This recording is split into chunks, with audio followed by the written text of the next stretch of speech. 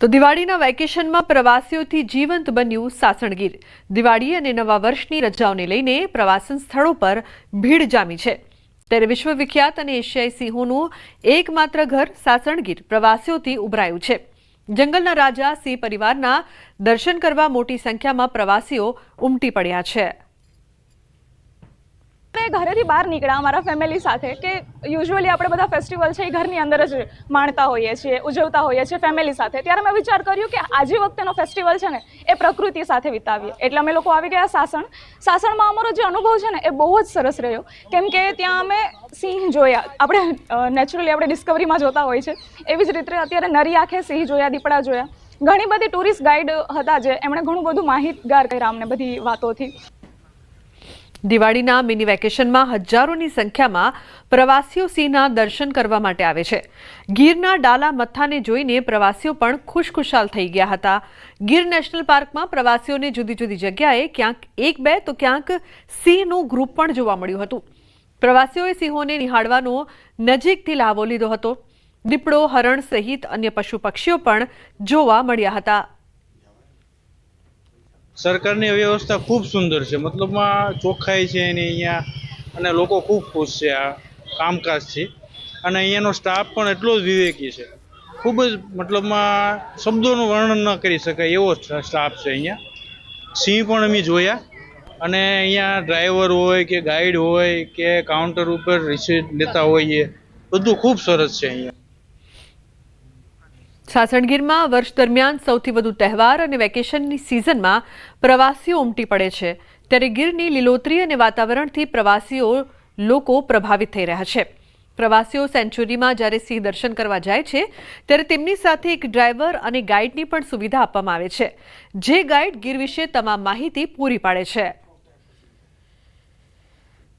પોરબંદરથી આવી છું અને આ વખતે અમે ઘરે બધાનું જે ફેમિલીનું નિર્ણય હતું કે અમે આ વખતે જે ન્યૂ યર છે એ સાસણ આવીને ઉજવશું, અને બહુ સારું લાગ્યું છે કે દિવાળી અને આ તહેવારના માહોલમાં પણ આટલું બધું અહીંયા શું કહેવાય સારી રીતે અમને બધું મેનેજમેન્ટ ને બધું બહુ સારું। ગુજરાતી નવું વર્ષના તહેવાર નિમિત્તે અમે લોકો ફેમિલી સાથે અહીંયા સાસણની મુલાકાત લીધી અને વિચાર્યું હતું કે દેવળિયામાં સિંહ જોશું અને સારો એવો રિઝોર્ટ્સ અને ફેમિલી ટાઈમ સાથે સ્પેન્ડ કરશું। તહેવારનો રશ છે, પરંતુ જે ફોરેસ્ટ ડિપાર્ટમેન્ટની અને જે यहाँ બધી હોસ્પિટાલિટીઝ જે રેસ્ટોરન્ટ્સની અને રિઝોર્ટની જે જોવા મળે છે એ બહુ સારો એક્સપિરિયન્સ છે।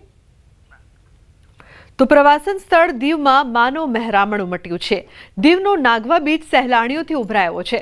દીવમાં પ્રવાસીઓ ઉમટી પડતા ધંધા રોજગાર ધમધમતા થયા છે। કીડીના કડિયાળાની જેમ નાગવા બીચ ઉભરાયો છે।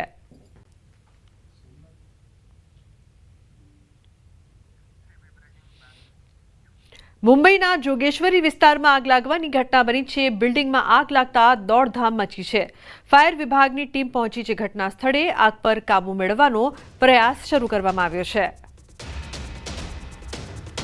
તો બિલ્ડિંગમાં આગ લાગતા દોડધામ મચી છે। ફાયરની ટીમ પણ ઘટના સ્થળે પહોંચી છે। આગ પર કાબુ મેળવવા માટે પ્રયાસ કરવામાં આવી રહ્યો છે। મુંબઈના જોગેશ્વરીની સમગ્ર ઘટના બિલ્ડિંગમાં અચાનક આગ લાગવાની ઘટના સામે આવી છે। જોગેશ્વરી વિસ્તારમાં આગ લાગી છે। આગ કયા કારણોસર લાગી છે તે અંગે હજુ સુધી કોઈ જાણકારી સામે નથી આવી, પરંતુ આગ પર કાબુ મેળવવા માટે પ્રયાસ હાલ કરવામાં આવી રહ્યો છે। તો ફાયર વિભાગની ટીમ પહોંચી છે જોગેશ્વરી। બીજી તરફ કચ્છમાં દુધઈ પાસે કાર સળગી ઉઠી। સીએનજી કારમાં અચાનક આગ લાગી છે। ફાયર ટીમે આગને કાબૂમાં લીધી છે। સતત 2 કલાકના પ્રયાસો બાદ આગ કાબૂમાં આવી છે। ભુજ ભચાઉ હાઈવે પર બન્યો છે આ સમગ્ર બનાવ। રાજ્યમાં દિવાળી બાદ પણ આગ લાગવાનો સિલસિલો યથાવત છે। નવા વર્ષે આગની 3 ઘટના સામે આવી છે। અમદાવાદમાં વહેલી સવારે 5 દુકાનોમાં ભીષણ આગ લાગી। રેડિયો મિર્ચી રોડ પર 5 દુકાનોમાં આગ લાગતા દોડધામ મચી છે। ફાયર વિભાગે આગ પર કાબુ મેળવ્યો છે। તો વડોદરામાં ગેસ લાઇનમાં આગ લાગતા દોડધામ મચી ગઈ છે। ગેસ પાઇપલાઇનમાં લાગેલી આગ કાબુમાં આવતા મોટી દુર્ઘટના ટળી છે। તો આ તરફ સુરતમાં અલથાણના ડમ્પિંગ સાઇટમાં ફરી આગ ભભૂકી ઉઠી છે। કચરાના ઢગલામાં આગ લાગી છે। ફાયર બ્રિગેડની ટીમને જાણ કરતા આગ પર કાબુ મેળવાયો છે। જો કે 7 દિવસમાં ડમ્પિંગ સાઇટમાં ત્રીજી વાર આગ લાગી છે.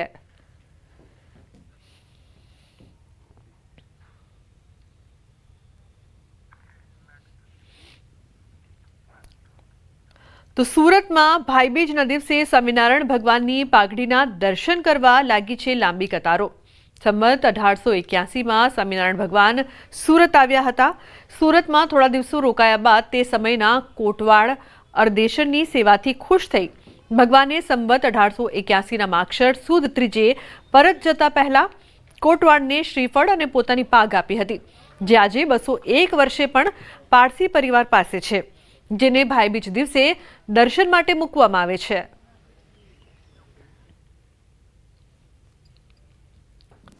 પ્રકાશના પર્વ દિવાળી બાદ ભાઈબીજનો આજનો દિવસ છે અને સુરતમાં ભગવાન સ્વામિનારાયણ વર્ષો પહેલાં આવ્યા હતા અને અહીંના પોલીસ કમિશનરની સેવાથી ખુશ થઈ તેમને પોતાની પાઘ આપી ગયા હતા અને આ પાઘને લોકો માટે દર્શન માટે ખુલ્લી મૂકવામાં આવે છે. પાઘ અને શ્રીફળ છે માત્ર ભાઈબીજના દિવસે જાહેરમાં દર્શન માટે મૂકવામાં આવે છે. પારસી પરિવાર પાસે આ પાઘ અને શ્રીફળ છે. આ પારસી પરિવારના જે વ્યક્તિ હતા તે સુરતમાં તે અંગ્રેજોના જમાનામાં પોલીસ કમિશનરના પદ ઉપર હતા. આમના 7મી પેઢીના લોકો જે સાચવી રહ્યા છે આપણી સાથે જ આપણે સીધા એમની સાથે વાત કરીએ. સ્વામિનારાયણ ભગવાન જ્યારે સુરતથી વિદાયમાન લેવાના હતા તે ટાઈમે અઢેસર કોટવાલના મનમાં એક ભાવ જાગ્યો કે ભગવાન ભેટ સ્વરૂપ એમને કંઈ આપતા જાય જેમની એ દરકાર કરી શકે, જેમની એ પૂજા કરી શકે અને જેમને એ હૃદયની પાસે રાખી શકે.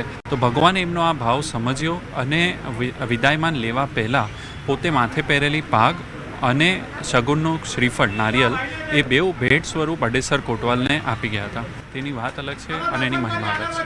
બિલકુલ સ્વામિનારાયણ સંપ્રદાયના લોકો આ પાઘના દર્શન કરવા અહીંયા પહોંચી રહ્યા છે. એક ભાઈ છે, આપણે સીધા વાત કરીશું, તેમની સાથે દર્શન માટે આવ્યા છે. મોટાભાઈ, શું નામ આપનું? સંજય ઝાલાવાડિયા. સંજયભાઈ, દર્શન કરવા આવ્યા છે, શું જાણો છો એના વિશે, કેટલો મહિમા? આપણે અરદેસર કોટવાલા જે છે તેને 251 વર્ષ પહેલાં પાઘને અર્પણ કરેલી હતી. તે પછી દર વર્ષે ભાઈ બીજે દર્શન કરવાનો, પાઘના દર્શન કરવાનો મોકો અમારા હરિભક્તોને મળે છે. મહારાજના આશીર્વાદ છે અરદેસર કોટવાલા ઉપર અને અમારી ઉપર, જે અમને પાઘના દર્શન કરવાનો મોકો આપે છે. એકવાર બિલકુલ સ્વામિનારાયણ સંપ્રદાયનો ફેલાવો થઈ ગયો છે અને ભગવાન સ્વામિનારાયણ જ્યારે સુરત આવ્યા હતા ત્યારે સેવાને લઈને કહી શકાય કે જે પ્રકારે આ પાઘ આપી હતી, ચોક્કસ ભાઈબીજના દિવસે આ પાઘ પારસી પરિવાર લોકો માટે ખુલ્લી મૂકે છે, દર્શન માટે મૂકે છે અને લોકોનો હરિભક્તોની મહિમા છે. લોકો મોટી સંખ્યામાં પહોંચે છે અને ભગવાન સ્વામિનારાયણના શ્રીફળ અને પાઘના દર્શન કરે છે.